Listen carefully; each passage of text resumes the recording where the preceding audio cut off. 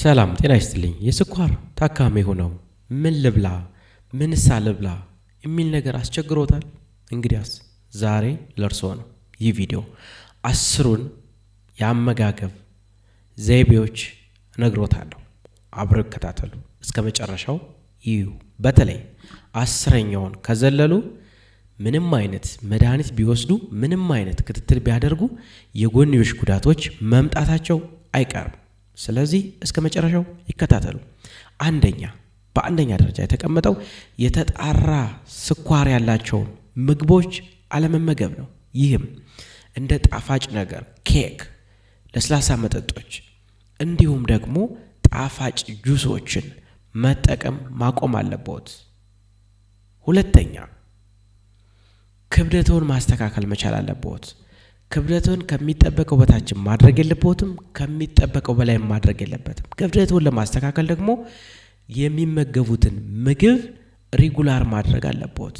ይህም ሲባል የሚመገቡበት አመጋገብ ዛሬ 2 ሰዓት ከሆነ ነገም 2 ሰዓት፣ በቀን 3 የሚበሉ ከሆነ 3ቱንም ጊዜያቶች ተመሳሳይ ማድረግ አስፈላጊ ነው። 2 ሰዓት፣ 8 ሰዓት፣ 12 ሰዓት ከሆነ ሁሌም በዚህ መንገድ መመገብ መቻል አለበት።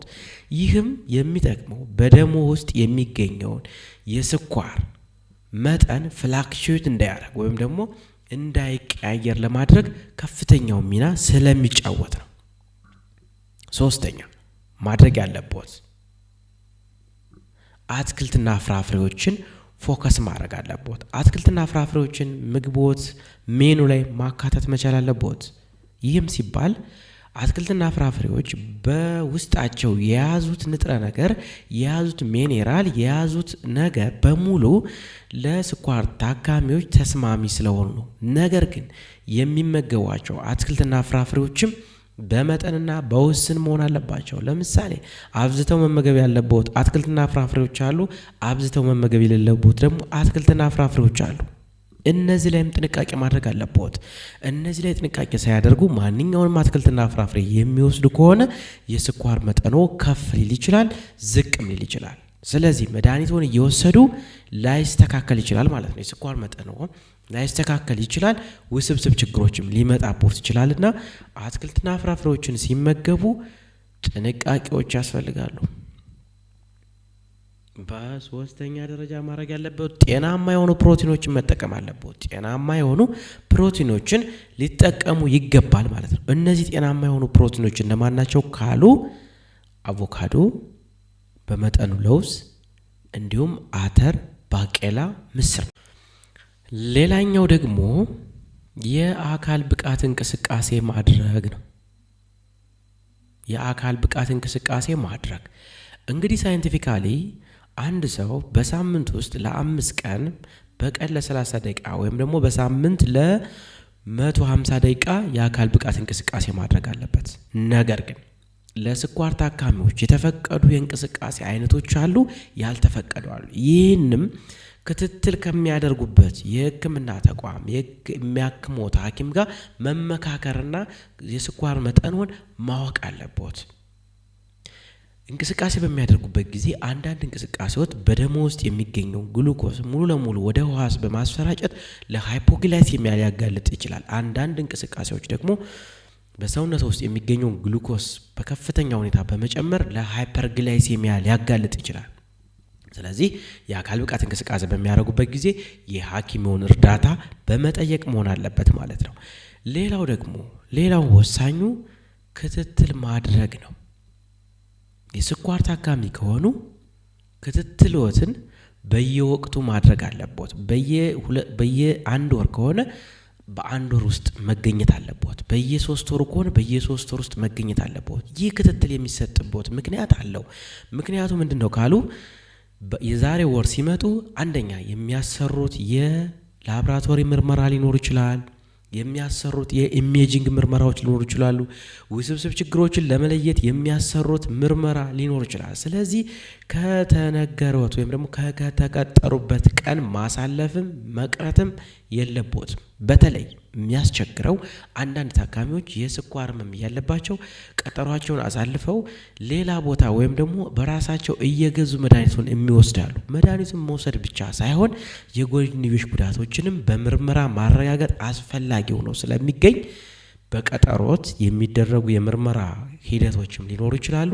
እንዲሁም ደግሞ የጎንዮሽ ጉዳቶችን መለየት እንዲሁም መድኃኒቱ እየሰራ ነው በትክክል ወይስ አንደርዶዝ ነው ወይስ ኦቨርዶዝ ነው፣ መድኃኒቱን መቀነስም ማስተካከልም ስለሚቻል ማለት ነው። ስለዚህ ቀጠሮ የሚያስፈልግበት ምክንያት ዋነኛው ይሄ ነው።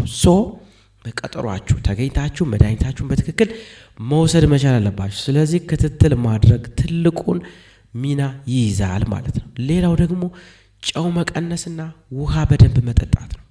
በስኳር ህመም ጊዜ ሰውነታችን ዲሃይድሬሽን ውስጥ ይገባል ወይም ደግሞ ፈሳሽ ያንሰዋል።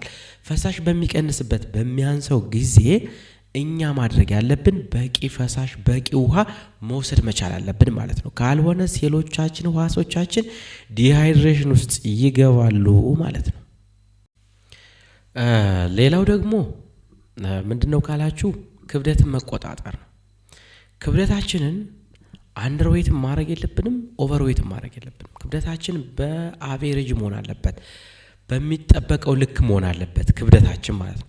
ከዛም ካለፈ ሪስክ አለው፣ ከቀነሰም ሪስክ አለው። ስለዚህ ኮንትሮል ማድረግ አለብን፣ ክብደታችንን ኮንትሮል ማድረግ መቻል አለብን ማለት ነው። ስለዚህ ያን ክብደት ካልተቆጣጠር ነው ክብደትም ከጨመረ ሪስክ አለው፣ ውስብስብ ችግሮች እንዲመጡ ይሆናል። ክብደታችን ከቀነሰም በሽታ የመቋቋም አቅማችን ሊቀንስ ስለሚችል ሪስክ ውስጥ እንጋለጣለን ማለት። ስለዚህ ክብደትን መቆጣጠር አለብን ማለት ነው። ክብደታችንን ልንቆጣጠር ይገባል። ሌላ መድኃኒቶችን በአግባቡ መውሰድ ነው። መድኃኒቶቻችንን በአግባቡ መውሰድ የምንወስደው መድኃኒት የስኳር መድኃኒት በሚዋጥ መልክ ሊሆን ይችላል፣ በመርፌ መልክ ሊሆን ይችላል፣ ወይም ደግሞ በሁለቱም ሊሆን ይችላል። ራሱን የቻለ የሚሰጥበት መንገድ አለ። የሚዋጥ የሚሰጥበት መንገድ አለ፣ የሚወጋ የሚሰጥበት መንገድ አለ። ሁለቱም የሚሰጥባቸው ኢንዲኬሽኖች አሉ። ስለዚህ የሚወጋ ከሆነ በተለይ በመርፌ መልክ የሚሰጥ ከሆነ አንድ ሰው ከሕክምና ቦታ ከመውጣቱ በፊት በደንብ ተረድቶ መሄድ አለበት። መቼ ነው የሚወጋው? እንዴት ነው የሚወጋው? የቱ ላይ ነው የሚወጋው?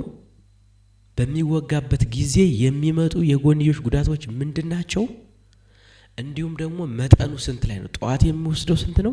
ማታ የሚወስደው ስንት ነው? የሚለውን ስኪሉንም ቁጥሩንም ተረድቶ መውጣት አለበት። ስለዚህ መድኃኒታችንን በአግባቡ በመውሰድ የስኳር ህመማችንን ማስታገስ መቀልበስ እንችላለን ማለት ነው። ስለዚህ አንድ ሰው ማወቅ ከሚገባው ከ10 ነገሮች አንዱ መድኃኒቱን በአግባቡ መውሰድ በትክክል መውሰድ ማረጋገጡን፣ የሚወስደው መድኃኒት ትክክለኛ መሆኑን፣ መጠኑ ትክክል መሆኑን እንዲሁም ደግሞ የሚሰጥበት ቦታ ትክክል መሆኑን ማረጋገጥ መቻል አለበት። ካልሆነ ለምሳሌ ኦቨርዶዝ የምንሰጥ ከሆነ ከመጠን በላይ የምንሰጥ ከሆነ ለሃይፖግላይሴሚያ እንጋለጣለን። ከመጠን በታች የምንሰጥ ከሆነ ለሃይፐርግላይሴሚያ እንጋለጣለን ማለት ነው። ስለዚህ መጠኑን ማወቅ አለበት። የመጨረሻውና ማወቅ አለባችሁ ብዬ ነገርኳችሁ የእግር እንክብካቤ ነው። የስኳር ታካሚ ከሆኑ እግሮትን ከሁሉም በላይ ከምንጊዜውም በላይ መንከባከብና ኬር ማድረግ አለበት። ምንም አይነት ፈንገስ እንዳይኖር፣ ምንም አይነት ቁስለት እንዳይኖር፣ ምንም አይነት ጠባሳ እንዳይኖር መቆጣጠር አለበት። ካልሆነ ፉት አልሰር ይመጣና ጋንግሪን ይመጣና ለአምፑቴሽን ሊጋለጡ ስለሚችሉ ማለት ነው።